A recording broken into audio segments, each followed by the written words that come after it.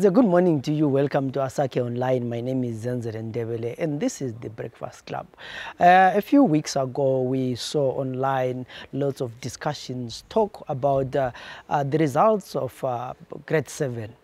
Or grade 7 results, where a number of schools got a zero pass rate or 0% pass rate, and these were mostly schools in rural Matebele land, Manika land, and some parts of Mashona land. And there were lots of questions why kids are failing in schools, and why some grade 7 or primary schools failed to get even one single person at grade 7 getting a pass. So this week in the program, I'll be talking to Dr. Christopher Ndlovu, who is actually a lecturer in the Department of Education at the Lupane University. Lupane University, for the past 2 years or so, they've been trying, or they've been studying why schools in the Lupane district were getting a zero pass rate. They have some interesting findings about the challenges that are faced by the primary school kids, amongst them the distance, the infrastructure, and the fact that most of these kids cannot read. It is actually quite saddening to learn that some of the kids in these schools have to, the headmasters mix schools, classes. So grade 1 and grade 2 will be taught together, or grade 4 and 5 will be taught together. So that means a single teacher will be teaching about 16 subjects. And all these, at the end of the day, affect the kids. So this program is about trying to find out what are the problems when it comes to primary education, and also what can be done. I think I would like to applaud Lupane University for this initiative, but also ask you for support, to say those who can support with any material, with the knowledge, with the skill, to volunteer. I think you are free to get in contact with Lupane University, so that this project that they are doing to try and do holiday lessons with grade 7 students can actually be replicated in other districts and throughout the country. Let's hear from the Lupane University what they found out during their research. Good morning, Mr. Ndlovu, and I would like to welcome you to this program, where we are looking at an exciting project that you are doing, trying to understand why some of the schools have a zero pass rate in Lupane district. But we know that countrywide there are about 88 schools or more that had a zero pass rate at one point. So my first question to you is, what made you start on this particular project? Thank you, and thank you, Mr. Ndebele. Right, what made us start on this project is the feel that the district was posting zero pass rate in their grade 7 results. So as a university and as educators, felt that we can maybe come in and assist and find out the challenges, then come up with strategies that can help the district improve. So it's part of our duty as universities to engage communities and assist them. So how was this research, structured? Right, after realizing the problems that Lupane or the whole Matebele and North Province had in their grade 7 results, we as Lupane, in partnership with the University of Free State in South Africa, had a conference. The conference is known as SULEC Conference, standing for Sustainable Rural Ecologies. So we brought in teachers, educators, lecturers, and researchers at Lupane University and discussed the issues of zero pass rates in the district. So after that, the university felt that we need to go to the ground and find for ourselves why the pass rate is so low in the district. We then went there, did the preliminary studies. Initially, like all other researchers, came up with issues like long distances walked by the learners, lack of teachers, lack of resources, poor infrastructure in the province. Then we called together heads of schools to provide us with grade 7 learners who were preparing to write in 2019. Then when the campus came, we also looked for good teachers that will be teaching them, helping them to prepare for grade 7 examinations. Then whilst they were teaching, we also, as lecturers, observing their teaching. Then we realized that maybe the learners have challenges with reading. So we found that most of the learners that were there were non-readers. Then from there, we asked our partners, Biopap Remedial Center, to come in with their tests. They conducted a test. They called them, one, there was a spelling test, two, a reading test, and some other psychological tests to determine learning difficulties that learners face. Then the results that came out showed that most of the learners are reading at a level that is far below their grade. So they're all grade 7s, but on average, they're all reading at grade 4 level. So a grade 7 child is reading at a grade 4 level, and about 10% are at grade 2 and 3. Only 10% were at grade 7 reading level. So we then shifted our concentration that instead of looking at all these other factors, yes, they are important, but to us, what became of prime importance was the ability to read. So our conclusion that if you can't read, you definitely cannot pass, because the first, when you're given a task, comprehension, you just can't read it, then there's no way you'll understand it. There's no way you'll respond correctly to the task. So all the learning and teaching depends on the ability to read. So we then restructured our research to concentrate on the ability to read and also do basic numeracy. We then, next stage was now to work on with teachers. So the teachers were teaching during the day of the vacation schools. During the evening, we were helping them how to handle non-reader classes.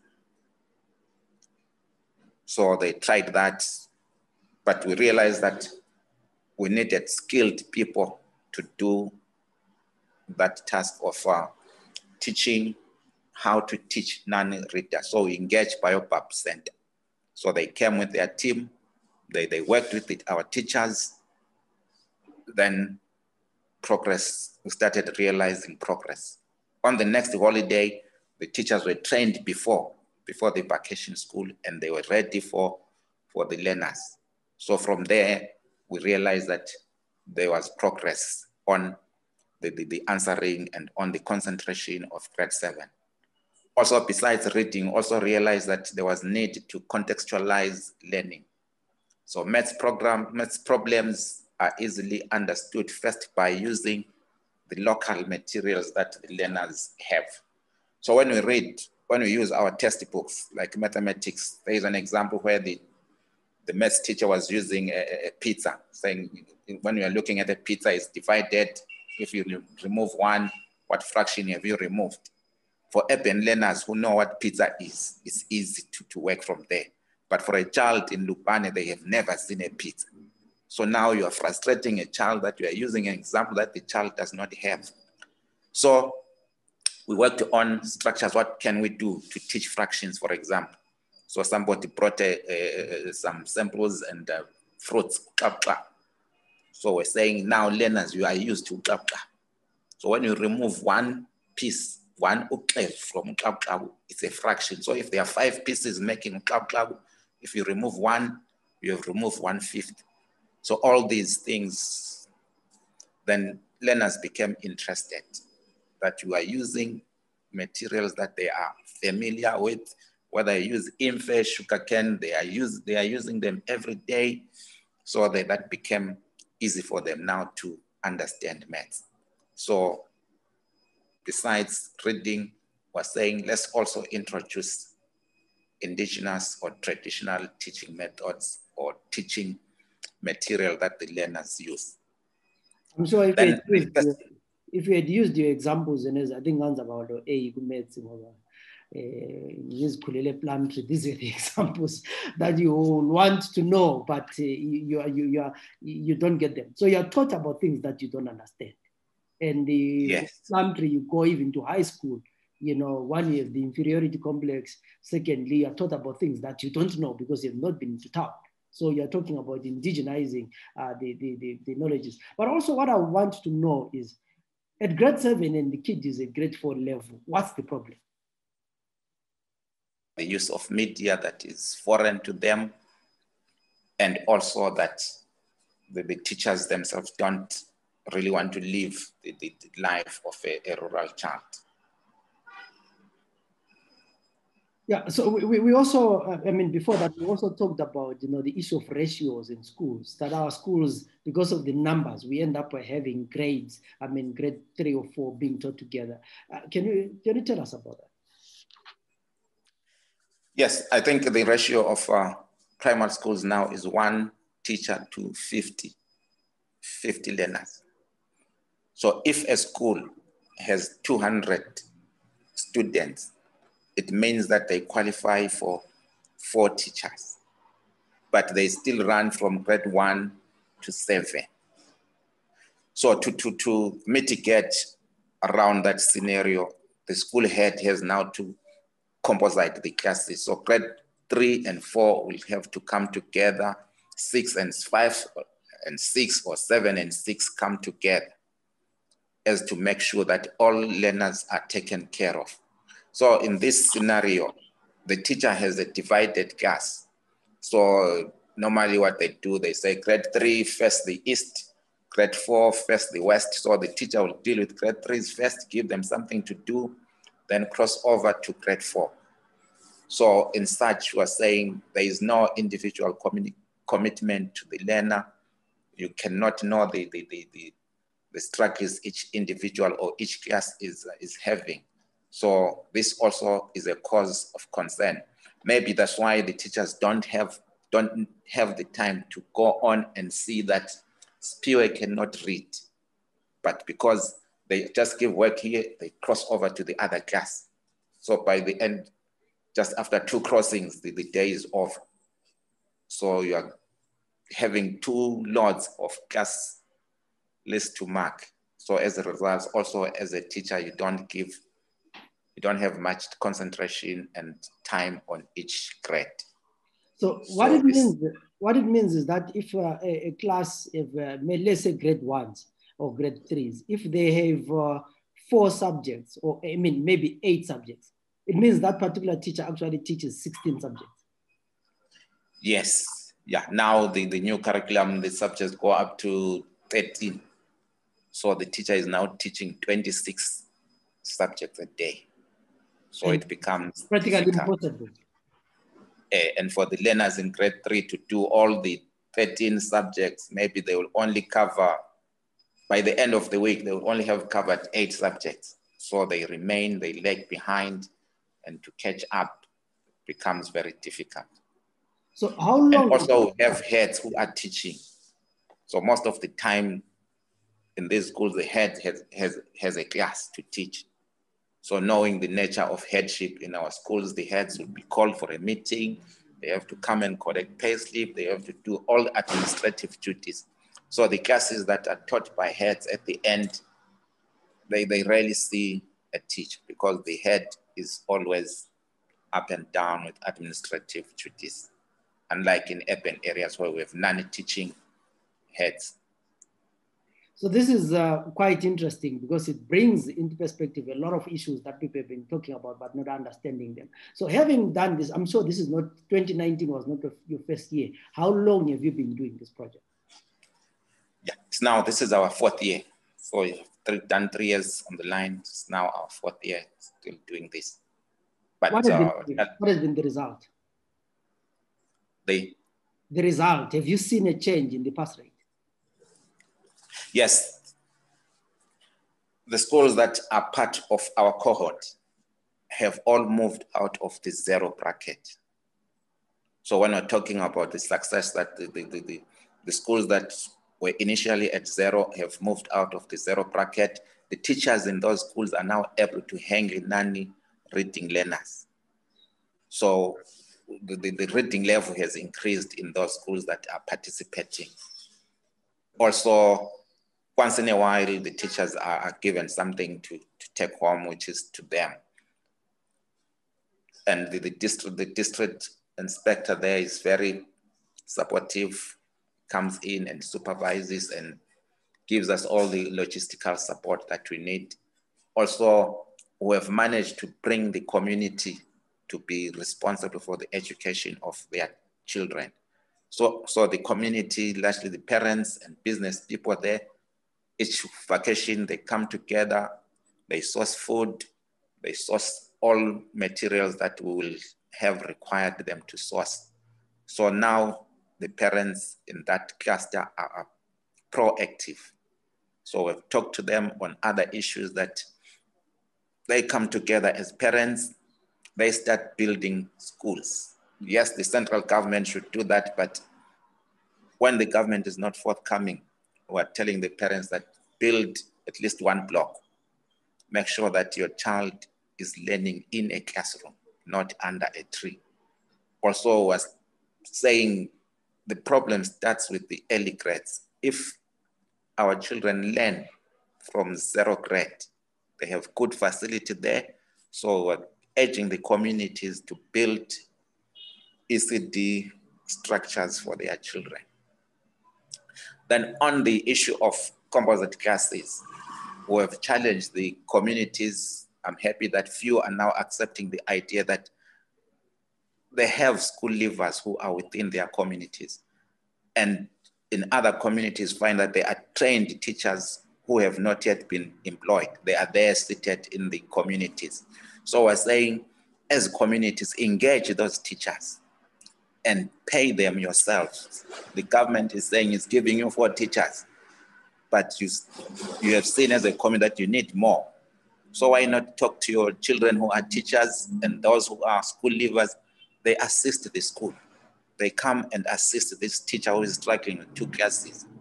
Whilst the teacher will lay out the concept, then your school leavers will now move in child to child assisting. Then at the end of the month, as a community, you contribute, you pay these volunteer teachers. So I'm happy that some schools have adopted that idea, and it is this idea that is helping, because now the teacher concentrates on few numbers and on one grade. So I think when we talk about research, people always talk about the sample. How big was your sample when you're doing this research? Our sample. Right, our population was 300, and we initially wanted 400.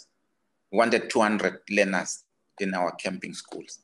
So we had said about 15 schools that we targeted, they all give us 5, 6 learners. But when we got to the camp, the number shot up and it was 381. So we said we are not going to turn away any child. So we started with a population of 381 learners. So this is the number that we've tried to maintain, either 300 or 400 thereabout. Then those that went for the reading and spelling tests, we took 160 out of the 380, which was about 50%. So we just sampled around 50% and we worked with those. Then we got the results that I've said, that most of them are at grade 4 reading level. So this is really quite impressive. I mean, moving forward, what's your plan with this project? Yeah, moving forward, our plan is to enlarge the sample. We want to cover all districts in Lupane. So our last school, we have moved from 1 center to 5 centers. So but there's still other areas in Lupane that were not covered. Then, unfortunately, the last one was disturbed by COVID, so we couldn't do it on the ground. So we're saying, moving forward, we want to enlarge our catchment area. We want to cover all schools in Lupane. So we're saying each school holiday, we want to have camping schools for all schools, all primary schools in Lupane. So maybe we'll be grouping them according to 10 schools, 10 schools, 10 schools, but our aim is to cover everyone in Lupane.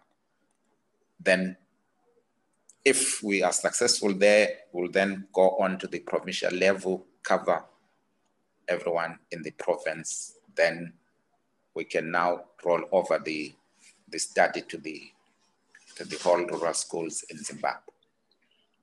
I know this is done at a cost, and there are people in the, in Bulawayo, in South Africa, in the diaspora, who come from Lupane and other districts, who might be saying, this is a wonderful project. We can come in, help with food during the, the school breaks or anything that they can help. How do they get in touch with you?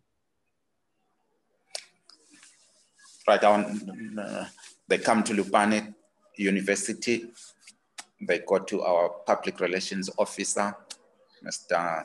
Zenzele Ndebele, or they see our Dean of Faculty, Dr. Ndlovu, or they see me, Ndlovu, in the Education Department, or they go to Lupane District Education Office. They see Mr. Lovemore Ngube, who is the district school inspector in that district. So that he's overall logistic overseer for this project. So for the past, the business people in Lupane have been forthcoming. There's a restaurant that is in Lupane Center that normally provides food or lunches for our team, Baobab team, and Lupane State University lecturers. Then Ugusile District Council have a lodge in the town. They normally accommodate us there. And other business people normally provide a beast or some maize meal and other food substances. So we're saying, as we want to scale it up, we're looking for more partners who will come in different forms, those that come in with skills. So we're saying any educator who has a skill and wants to come in and assist in this research is welcome. Those who are coming from psychological services with the skill of running these tests, they are also welcome. And those who are teaching, who say, I am a primary trained teacher and I can handle grade 7 issues and all the primary teaching skills, they also come in and offer free services, because this will be during school holidays most of the times, and most of the teachers will want to use that time to be with their families. So those who want to volunteer their time are very much welcome. Then obviously we want donor funding. If we are to move this thing further, we need a lot of funds. We want to open more centers. We need donors to come in with huge sums of money to help us scale this thing up. So the money will be looking at transportation of the facilitators moving around the whole district. The district is very big geographically, so we need a lot of people to be moving around, accommodation fees, and we also need to intensify and cover a lot of learners in terms of sampling and testing them. So we've only done 160. So we're saying that sample whilst is accepted in research, but we want to cover all children, and maybe we'll find that there are other psychological challenges besides only failure to read and understand. Thank you, Mr. Ndlovu, who is actually in the education department at Lupane University. You are the chairperson of the education department. I know we just talked about one issue here, but there are so many issues that you raised. The schools not properly resourced. We talked about infrastructure. We talked about long distance, and the shortage of teachers. It's all these things in the long term that need to be addressed. But at least for now, you've provided a short practical solution to making sure that the schools, actually come out of the zero bracket and at least get a pass rate. Yes, then another thing that we came up with during this time of lockdown. So we're saying maybe even the next vacation, we might not be able to hold a physical vacation school. So we talked to some radio companies that were willing to partner us, but maybe they are not yet financially okay. So we're saying we'll be recording all these lessons this site. We'll record the lessons for the learners. Those that have televisions will broadcast them on their televisions. Those that have radios will do them on radio as radio lessons. But this donor who is not yet finalized the funds said he wanted to give us radios that will cover schools, all schools in Lupane, that whilst they are still on lockdown, we'll be doing lessons, running them on radio, and the students will come to school and listen their lessons per grade. Then if the donor was saying if funds are available on his side, then he will donate radios for each household. So each household is going to be given a radio and will be doing lessons on radio every day now for the learners. So whilst this donor is still organizing, we're saying we want donors to come in and support this initiative of radio lessons as a stopgap before we return to the normal way of doing our schools. So those in communication and in ICT, we need their assistance in stationing these radios and making sure that the connectivities are okay. So that's our critical need now during the lockdown era and the failure to conduct our normal camping schools. Yeah, on that note, it's also a call for people in the tech industry to then say, how do we solve the practical solutions of problems of making sure that our students actually get material? Because the challenge of the digital divide is that the student in town will still continue use Google Class to learn. But those in the rural areas who don't have internet would actually then never see the lesson, never see a class. Yet at the end of the year, they're expected to also go and write the same exam with people who are learning. Yeah, very unfortunate. That's the greatest challenge of being in a rural area. Yeah. So maybe you can go ahead. I was like, maybe in the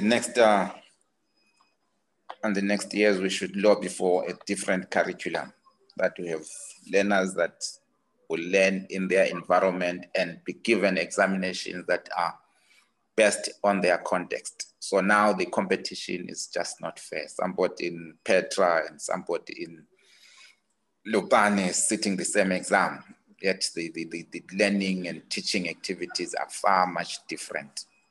So when we're now saying this one is 10% pass rate, this one is 100%, are we really saying these people set the same examination? Are we really examining intelligence, or now examining the availability of resources? On that powerful note, thank you very much for sharing this research, and we hope to continue, interacting with you to find out how the progress is going. Okay, thank you very much, Mr. Ndebele. 40 years after independence, we still have a lot to do when it comes to education. At one point, Zimbabwe's education system was ranked amongst the best in Africa. But I think in the last 10 years, we have dropped the standards. There is a lot that is happening. Some of the schools are actually poor. They don't have the infrastructure. They don't have the teachers.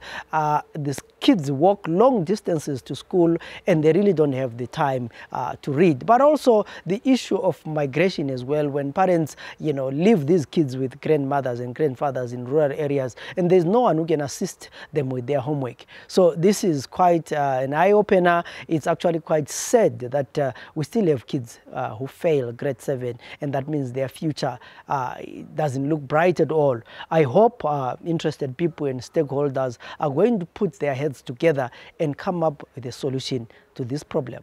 My name is Zenzele Ndebele. Till we meet again in other programs, have a wonderful day.